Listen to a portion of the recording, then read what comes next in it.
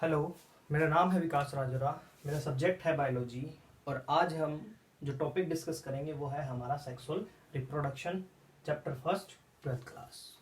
Last video में हमने ए sexual reproduction देखा था, उसके टाइप्स देखी थी।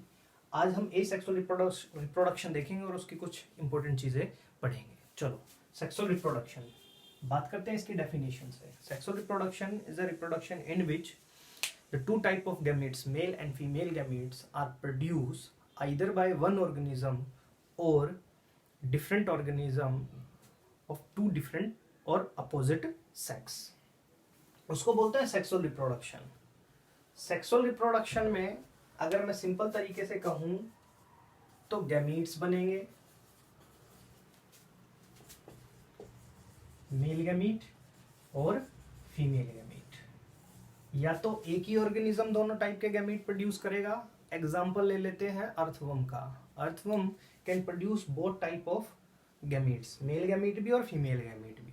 और अगर मैं बात करूं अपोजिट सेक्स की, मेल मेल गैमीट प्रोड्यूस करेगा और फीमेल फीमेल गैमीट प्रोड्यूस करेगा। कॉकरोच का एग्जांपल ले सकते हैं, हम अपना एग्जांपल ले सकते हैं। तो ये दो तरह के हमारे गैमीट्स प्रोड्यूस होते हैं। देन एक बात तो ये हो गई सेक्सुअल रिप्रोडक्शन में। दूसरी बात, ये गैमीट यानी कि मेल और female gamete of opposite sex, यानी कि मेल से मेल गैमीट और फीमेल से फीमेल गैमीट फ्यूज करेंगे। फ्यूज के प्रोसेस को फर्टिलाइजेशन बोलते हैं, यानी कि फर्टिलाइजेशन होगा और फर्टिलाइजेशन के बाद एक डिप्लॉयड सेल बनेगी जिसको बोला जाता है जाइगोट। ये जाइगोट डेवलप करेगा और न्यू ऑर्गेनिज्म बनाएगा, नया ऑर्गेनिज्म बनेगा। नया जो ऑर्गेनिज्म बनेगा, क्योंकि सेक्सुअल रिप्रोडक्शन है और मेल और फीमेल से गैमीट आए हैं, तो वो आइडेंटिकल नहीं होगा अपने पेरेंट के। उसमें दोनों के क्रोमोसोम है, मेल के भी आधे क्रोमो 50% मेल के करेक्टर होंगे, 50% फीमेल के करेक्टर होंगे। तो वो ए सेक्सुअल रिप्रोडक्शन की तरह आइडेंटिकल नहीं होगा, थोड़ा सा वेरी करेगा करेक्टरिस्टिक्स में। चलो, ये हो गया सेक्सुअल रिप्रोडक्शन के बारे में कुछ बातें। अब बात कर लेते हैं कि जो सेक्सुअल रिप्रोडक्शन है वो होता किन किन ऑर्गेनिज्म में और किस तरीके से होता है। तो अगर सेक्सुअल रिप्रोडक्शन की बात करें तो सेक्सुअल रिप्रोडक्शन आपके प्लांट्स में, एनिमल में और फंगस में। प्लांट, एनिमल और फंगस तीनों में होता है। और कमाल की बात देखो, प्लांट, एनिमल और फंगस ना तो इनकी मॉर्फोलॉजी मैच करती, ना इनका इंटरनल स्ट्रक्चर मैच करता, ना ये फिजियोलॉजिकली या फिर किसी भी तरीके से एक दूसरे से मैच नहीं करते। लेकिन सेक्सुअल रिप्रोडक्शन तीनों करते हैं। मतलब सेक्सुअल मोड ऑफ रिप्रोडक्शन के बेस पर तीनों एक ही स्ट्रेटजी अपनाते हैं और कोई कैरेक्टर इनका आपस में मैच नहीं करता। चलो, ये तो थी एक सरप्राइज करने वाली बात। अब बात करते हैं कि रिप्रोडक्शन एक ऑर्गेनिज्म यानी कि सेक्सुअल रिप्रोडक्शन एक ऑर्गेनिज्म कब करना स्टार्ट करता है। ऐसा नहीं होता कि एक प्लांट हमने सीड लगाया, सीड लगाने के बाद वो प्लांट बन गया और प्लांट जैसे ही उसमें से फूल पत्तियां निकली और वो रिप्रोडक्शन करना स्टार्ट कर दिया, मतलब उसने फ्लावर प्रोड्यूस करना स्टार्ट कर दिया। ऐसा नहीं होता। सेम हमारे साथ भी ऐसा ही होता है कि ऐसा नहीं होता ह्यूमन में कि एक बच्चा पैदा हुआ और बच्चा पैदा होते ही उसने रिप्रोडक्शन करना स्टार्ट कर दिया। ऐसा नहीं होता। दैट मीन एक एज होती है और उस एज पर पहुंचकर वो रिप्रोडक्शन करना स्टार्ट करता है। दैट मीन कि they grow, organism grow and reach to a period और ए स्टेज जहां पर जाकर वो रिप्रोडक्शन करना स्टार्ट करता है। तो यानी कि पैदा होने से लेकर और जब तक वो रिप्रोडक्शन करना स्टार्ट नहीं कर देता, उसके बीच का जो टाइम पीरियड है, यानी कि बर्थ से लेकर और जब तक वो रिप्रोडक्शन करना स्टार्ट नहीं कर देता, यानी कि मैच्योरिटी वाला जो टाइम है, उसके बीच का जो टाइम पीरियड है जिसको हम ग्रोइंग पीरियड भी कह सकते हैं, जिसमें वो रिप्रोडक्शन नहीं करता। तो इसको एक नाम दिया गया है एनिमल में। इस ग्रोइंग फेज को नाम दे देते हैं हम जुवेनाइल फेज, और इसको हम JUVE जुवेनाइल फेज, एनिमल में जुवेनाइल फेज कहलाएगी और प्लांट में ये बन जाएगी वेजिटेटिव फेज। और उसके बाद, इस फेज के बाद ऑर्गेनिज्म जो है वो रिप्रोडक्शन करना स्टार्ट करेगा। चलो देखते हैं रिप्रोडक्शन, एक एक करके बात करते हैं। सबसे पहले बात करते हैं प्लांट्स के बारे में। सेक्सुअल रिप्रोडक्शन इन प्लांट्स, कुछ यूनिक सी चीजें पढ़ते हैं। हमने प्लांट्स को अपने आसपास देखा होगा, और उन प्लांट्स में हमने देखा होगा कि एक प्लांट या बहुत सारे हमने प्लांट्स देखे हैं, तो क्या वो एक ही टाइम पर सारे फ्लावर प्रोड्यूस करते हैं या कोई पैटर्न होता है उनका। या फिर अगर हम फ्रूट्स की बात करें, जैसे फॉर एग्जांपल मैंगो है, मैंगो हमें सिर्फ गर्मियों में खाने को मिलता है, तो इसका मतलब क्या हुआ कि वो हर टाइम फ्लावर और फ्रूट प्रोड्यूस नहीं कर रहा है। तो उन प्लांट्स में अब कुछ टाइप्स देख लेते हैं। जैसे फॉर एग्जांपल प्लांट्स जो होते हैं वो 3 टाइप के होते हैं। एक होते हैं एनुअल, एक होते हैं बाइनियल, और तीसरे होते हैं आपके पेरिनियल। एनुअल, बाइनियल और पेरिनियल। बाइनियल और पेरिनियल, ये 3 टाइप के होते हैं। एक एक करके बात करते हैं। एनुअल क्या होते हैं, एनुअल कौन से प्लांट है, बाइनियल कौन से हैं और पेरिनियल कौन से हैं। तो सिंपल सी बात है, जो एक साल में अपनी लाइफ साइकिल कंप्लीट कर लेते हैं, या during 1 year they complete their life cycle, मतलब ये कि हमने सीड लगाया था और एक ही साल में हमें उसके सीड मिल गए। मतलब फॉर एग्जांपल राइस है, कितनी लाइफ स्पैन है, हमने बात की थी लाइफ स्पैन की, कितनी लाइफ स्पैन है 3 से 4 महीने। तो 3 से 4 महीने में हम राइस लगाते हैं और 3 से 4 महीने में हमें नेक्स्ट राइस मिल जाते हैं। मतलब ये अपनी लाइफ साइकिल 3 से 4 महीने में पूरा कर लेता है, यानी कि अपनी जो रिप्रोडक्टिव साइकिल है वो 3 से 4 महीने में खत्म कर देता है। या ये कह सकते हैं 3 से 4 महीने में हमें फ्रूट प्रोड्यूस करके दे देता है, फ्रूट फ्लावर हमें मिल जाते हैं। इसको बोलते हैं एनुअल, मतलब एक ही साल में उसने हमें फ्रूट या सीड्स दे दिए हैं। बाइनियल, बाइनियल का मतलब होता है जो 2 साल में एक बार हमें फ्रूट दे, 2 साल में एक बार। एग्जाम्पल ले लेते हैं इसमें कैरेट का, गाजर का। कैरेट, अब आप कहोगे कैरेट कैसे, क्योंकि कैरेट जो खाते हैं वो मॉडिफाइड रूट होती है, उसके जो फ्लावर आते हैं वो हमें नेक्स्ट ईयर देखने को मिलेंगे। हम यहाँ पर रिप्रोडक्शन की बात कर रहे हैं, हम फ्रूट्स की बात कर रहे हैं। और गाजर जो है यानी कि कैरेट जो है वो मॉडिफाइड रूट होती है, वो फ्रूट नहीं होता। फ्रूट फ्लावर से यानी कि ओवरी से डेवलप होकर बनता है, और वो फ्लावर नेक्स्ट ईयर, गाजर में हमने इस साल उगाया यानी कि इस सर्दियों में हमें गाजर मिल गई और नेक्स्ट सर्दियों में हमें उसमें फ्लावर देखने को मिलेंगे।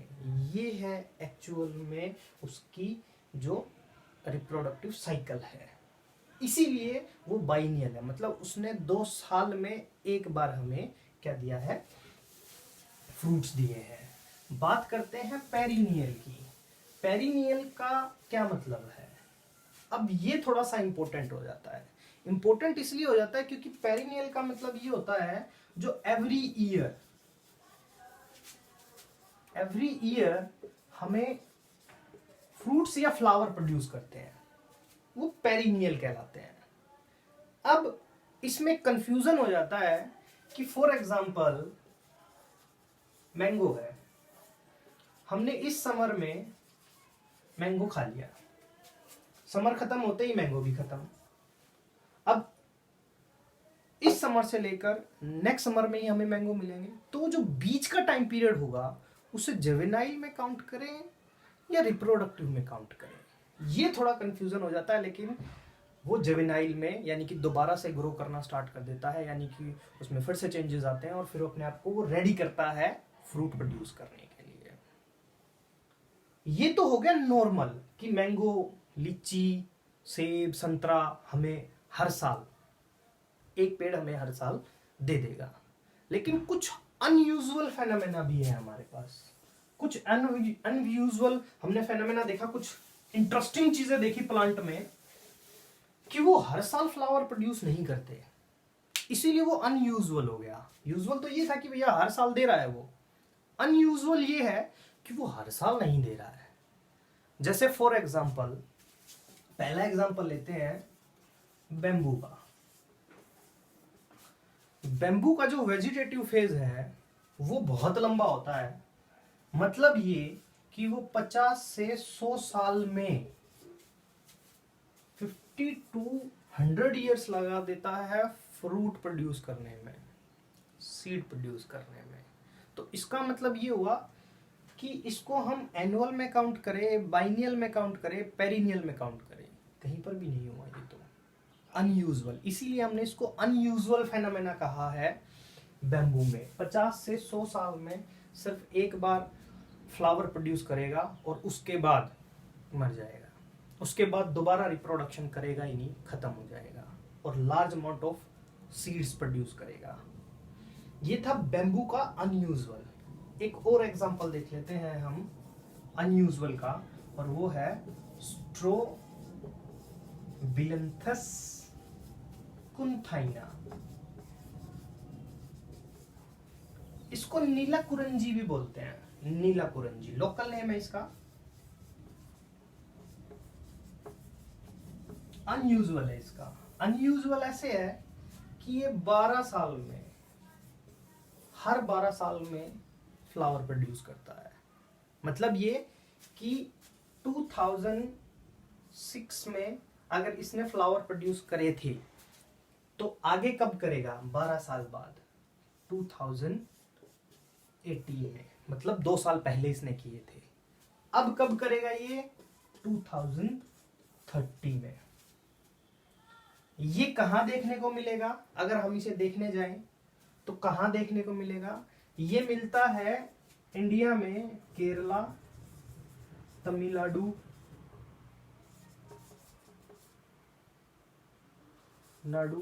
तमिलनाडु और हमारा कर्नाटका।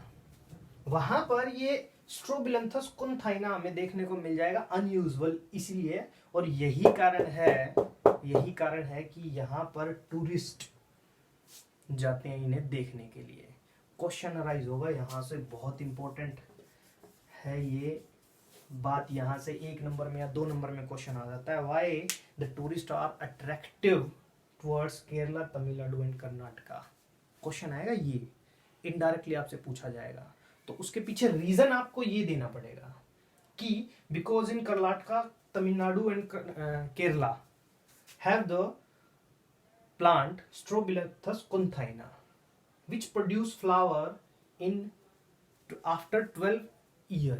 हर 12 साल में वो फ्लावर प्रोड्यूस करता है, जो कि अट्रैक्शन का एक रीजन है केरल, तमिलनाडु और कर्नाटका में। तो इनडायरेक्टली देखो कहां से कहां टूरिस्ट को अट्रैक्ट करता है, मतलब इसका तो कहीं रोल ही नहीं है, लेकिन हिंट आपको अट्रैक्शन दे दिया गया है। तो इसीलिए एनसीईआरटी की हर लाइन को हमें ध्यान से पढ़ना पड़ेगा अगर हमें अच्छे नंबर चाहिए। एनसीईआरटी की हर लाइन से क्वेश्चन आ जाता है, जैसे ये क्वेश्चन मैंने अभी बताया, कोई लेना देना नहीं है, लेकिन अट्रैक्शन दे दिया बस कि अट्रैक्शन क्यों होता है, ड्यू टू दिस प्लांट। चलो नेक्स्ट आता है, ये तो थी प्लांट्स की बात। अब बात कर लेते हैं एनिमल्स की बात। एनिमल में सेक्सुअल रिप्रोडक्शन की बात कर लेते हैं। एनिमल में हमने देखा बर्ड्स से शुरुआत करते हैं। बर्ड्स को हम देखते हैं कि ये एग ले करते हैं, और ऐसा नहीं है कि ये पूरे साल एग ले करते हैं, ये एक पर्टिकुलर सीजन होता है और उस सीजन में ही ये क्या करते हैं, एग प्रोड्यूस करते हैं। लेकिन अगर हम बात करें पोल्ट्री फार्मिंग की, जो पोल्ट्री फार्मिंग होते हैं उसमें जो मुर्गियां होती है वो थ्रू आउट ईयर अंडे देती है, तो क्या वो रिप्रोडक्शन में आती है? नहीं, वो रिप्रोडक्शन नहीं है। हम उनको कॉमर्शियली ऐसा बनाते हैं कि वो थ्रू आउट ईयर जो है ह्यूमन वेलफेयर के लिए एग प्रोड्यूस करे। वो अनफर्टिलाइज एग होते हैं, इसीलिए वो जो पोल्ट्री फार्मिंग का एग्जाम्पल है वो रिप्रोडक्शन में नहीं आता। नेक्स्ट, ये तो बात हो गई बर्ड्स की। अब बात करते हैं दूसरा, हमारे मैमल्स पर चलते हैं। मैमल्स हम जानते हैं इंटरनल एक्सटर्नल ईयर होते हैं और वही मेमोरी ग्लैंड्स होती हैं। वो कैसे रिप्रोडक्शन करते हैं? तो इनमें भी हमें कुछ वैरायटी देखने को मिलती है। ये देखो, मैमल्स जो होते हैं वो दो टाइप के होते हैं, एक प्राइमेट्स और दूसरे होते हैं हमारे नॉन प्राइमेट्स, जिनमें चेंजेस नहीं आए और जिनमें चेंजेस आ गए। ये रिप्रोडक्शन कैसे करते हैं? तो इन दोनों में ही साइक्लिक चेंजेस आते हैं। मैमल्स में हम जानते हैं कि मैमल्स में साइक्लिक चेंजेस आते हैं, लेकिन प्राइमेट्स और नॉन प्राइमेट्स में ये चेंजेस अलग अलग तरीके से आते हैं। जैसे फॉर एग्जांपल अगर मैं प्राइमेट की बात करूं तो प्राइमेट में मेंसुरेशन साइकिल होती है, और अगर मैं बात करूं नॉन प्राइमेट्स में तो इसमें ओस्ट्रस साइकिल होती है। दोनों में डिफरेंस क्या है? मेंसुरेशन साइकिल में मेंसुरेशन फ्लो होता है, लेकिन ओस्ट्रस साइकिल में फ्लो नहीं होता। एग्जाम्पल ले लेते हैं। एग्जाम्पल इसमें आ जाएगा एप्स का। एप्स हो गए, ह्यूमन हो गए, मंकी हो गए। प्राइमेट्स में जिनमें मेंसुरेशन साइकिल होगी वो एग्जाम्पल। ऑस्ट्रस बहुत सारे हैं, काउ, शिप, बफलो, सारे एग्जाम्पल ऑस्ट्रस साइकिल के ही हैं। अब इनमें भी एक और चीज हो जाती है जो इनको अलग कर देती है अलग अलग ऑर्गेनिज्म में, और वो है ब्रीडिंग। ब्रीडिंग जो होती है वो दो तरीके की होती है, एक कंटिन्यूअस और दूसरी होती है सीजनल। यानी कि एनिमल को दो कैटेगरी में बांट दिया गया है, एक सीजनल ब्रीडर और दूसरे होते हैं कंटिन्यूअस ब्रीडर। क्या मतलब है इसका, कंटिन्यूअस ब्रीडर और सीजनल ब्रीडर का? देखते हैं। कंटिन्यूअस ब्रीडर का मतलब होता है तो थ्रू आउट ईयर, यानी कि पूरे साल बेबी प्रोड्यूस कर सके, यानी कि किसी भी मंथ में फर्टिलाइजेशन हो सकता है और वो बेबी प्रोड्यूस करे किसी भी महीने में, साल के किसी भी महीने में दे कैन बोर्न बेबी। लेकिन सीजनल ब्रीडर का मतलब होता है कि वो सीजनली बेबी प्रोड्यूस करते हैं, सीजनली। जैसे फॉर एग्जांपल अगर हम बफलो का देखें, सीजन होता है। बर्ड्स का बताया था मैंने, बर्ड्स में भी सीजन होता है, कंटिन्यू थ्रू आउट ईयर वो एग प्रोड्यूस नहीं कर सकते, तो वो कहलाते हैं सीजनल ब्रीडर। मतलब जो सीजनली बेबी प्रोड्यूस करे या एग ले करे तो वो कहलाते हैं सीजनल। और कंटिन्यूअस जो थ्रू आउट ईयर कभी भी किसी भी मंथ में बेबी प्रोड्यूस कर सकते हैं, they are the continuous breeder. ये था हमारा सेक्सुअल रिप्रोडक्शन।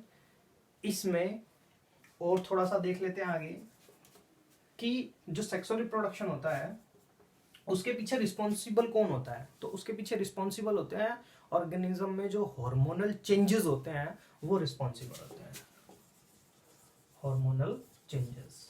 जैसे फॉर एग्जांपल अभी हमने बात की थी जुवेनाइल फेज की या वेजिटेटिव फेज की, तो उन फेजेस में रिप्रोडक्शन क्यों नहीं हुआ? क्योंकि वहां पर वो जो हार्मोन्स हैं वो अभी इतने प्रोड्यूस नहीं हुए थे कि रिप्रोडक्टिवली वो बॉडी तैयार हो।